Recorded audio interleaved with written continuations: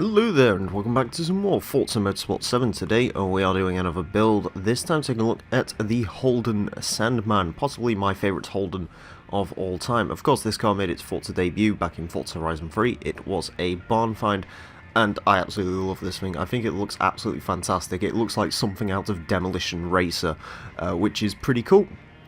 It is essentially a Ute version of the Holden Monaro, I believe. This particular version has the van bed on it. It came in a couple of different ways, as you can see. Inside it is very much a Ute, but this one, of course, as I said, has the bed cover on it. You can choose to take that off in this game, though, which is pretty cool.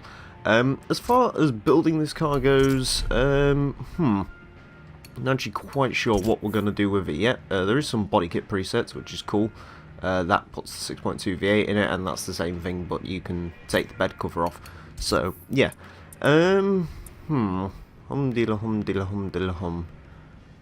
Should we build this to C? Let's build it to C-Class. Let's see how we can do with that. Apparently this thing has a body kit.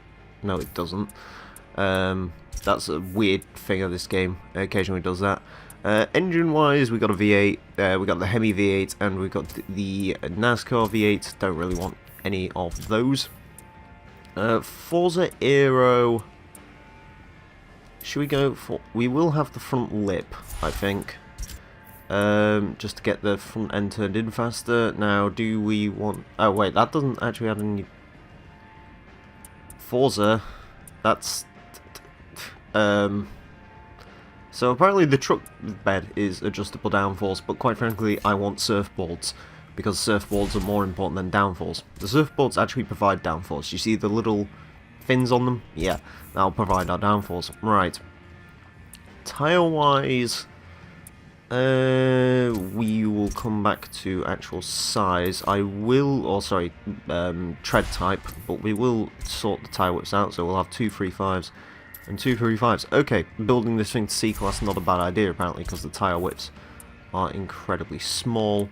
I think we will go for sport tires, so we'll have more of a handling orientated car, which is sort of what I'm aiming for with this one. Anyways, to continue that theme, of course, we will go for the racing brakes. We will have racing suspension as well. That will help us out. Weight reduction. Oh wow, this thing can be light. Yeah, hell yeah. 2,500 pounds. Very light. Not gonna add all that weight back in with the roll cage. However, I do want a little bit of the cage, so we'll go up to 2,662 pounds, but we'll pull some more weight out in a second because I'm going to stick the exhaust on this and get that weight down again. Alright, gearbox, ooh. Apparently street transmission does literally nothing, and I don't think the street transmission is adjustable.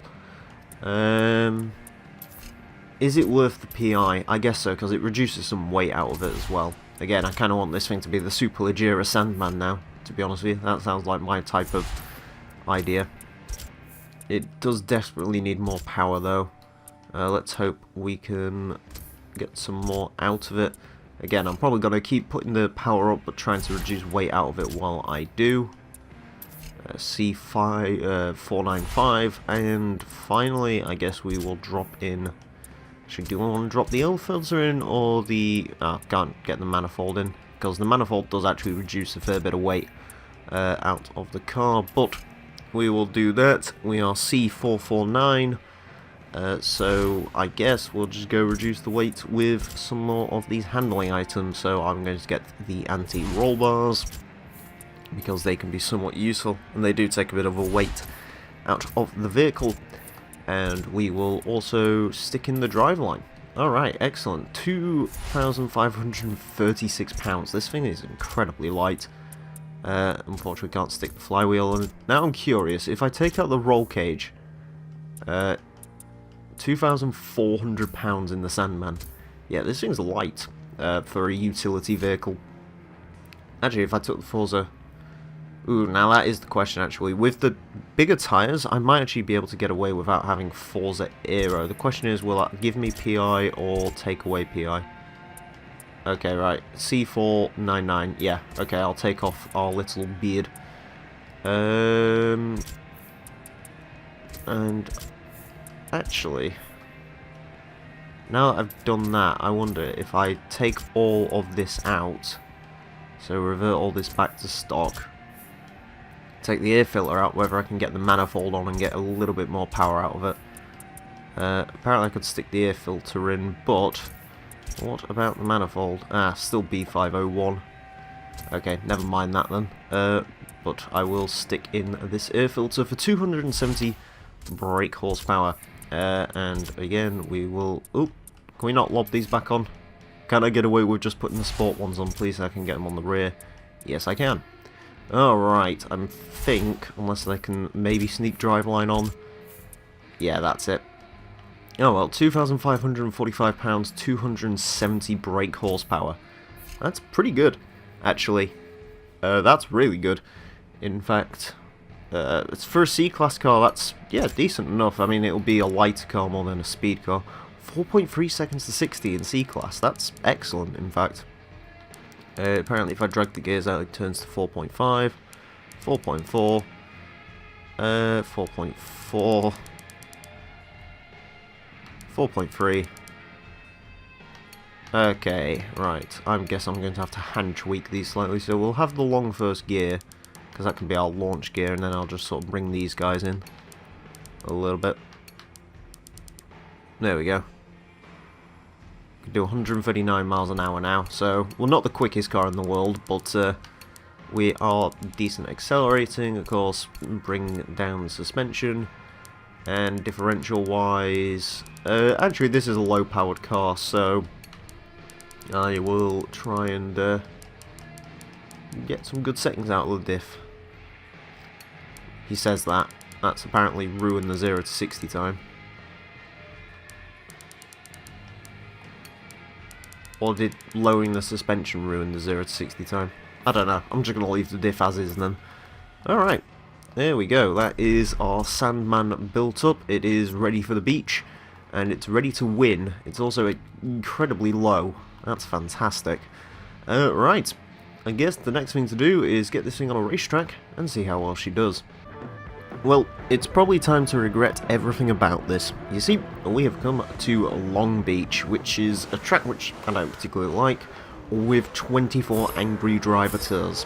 Oh boy, this, yeah, it probably won't end well, but of course we get to test out our mighty Sandman, which actually is a really clean launch. Again, I've got to remember, it's only 270 brake horsepower in this car, and I've also got to remember everything on this field is running about 300 horsepower, but they weigh about 1,000 pounds more than I do, like that Impreza over there, or WRX, sorry, let me call it by its correct name. Right, let's car park. Yeah, welcome to why Long Beach is usually a big old mess. Just a massive car park of Imprezas, basically, around here, so that's fun. Right, let's get us through this corner. If we get through this corner once, we will get through it fine every single time. Ooh, wow, I have excellent turning grip. Apparently ditching that front aero was a good idea, because at least at low speeds, this thing has fantastic front turning. Right, so we've got a Kia Stinger in front of us. Sorry, Impreza, pushed you out a little bit wide with the arse end of this car. Of course, while it may be one of the lightest cars, it's not exactly a short car, so do need to bear that in mind.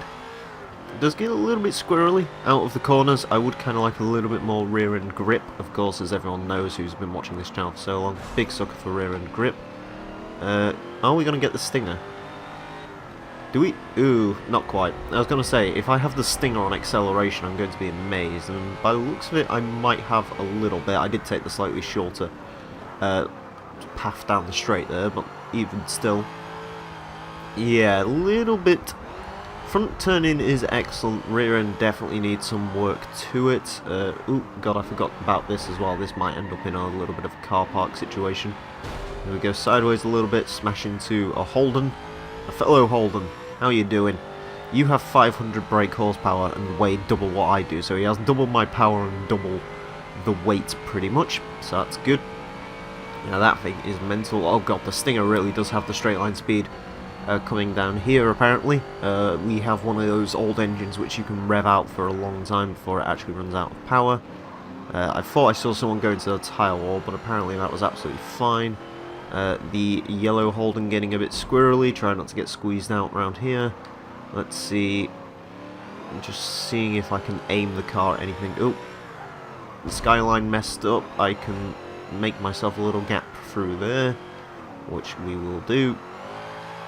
Ooh, yep, that rear end really likes coming out, which is not exactly what I'd want, but we're not losing too much time by having it do it, to be fair. It's fairly calm, actually. Yeah, I don't know. It really is a little bit more oversteering than I'd like, but it's not terrible.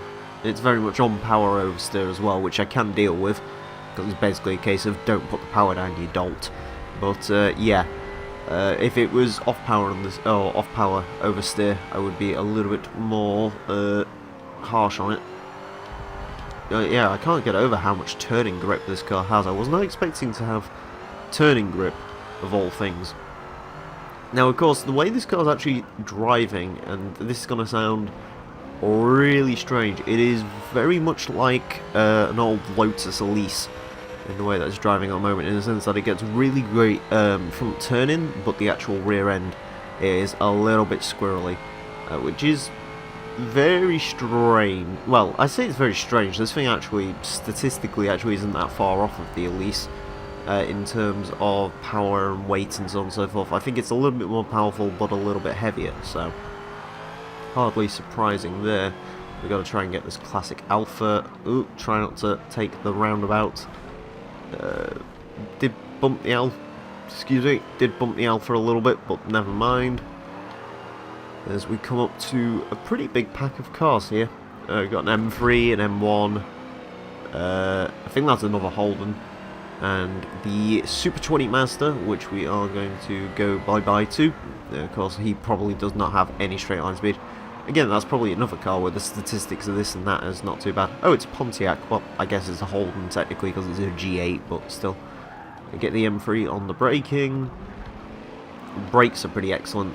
This car, actually, as much as I was sort of dreading this track because I know how much the AI doesn't like this track, and I don't particularly like this track either, I will say this is actually a pretty well built car for this track, because it does really cope with these sort of tighter slow speed turns really well, just because the turning is that good.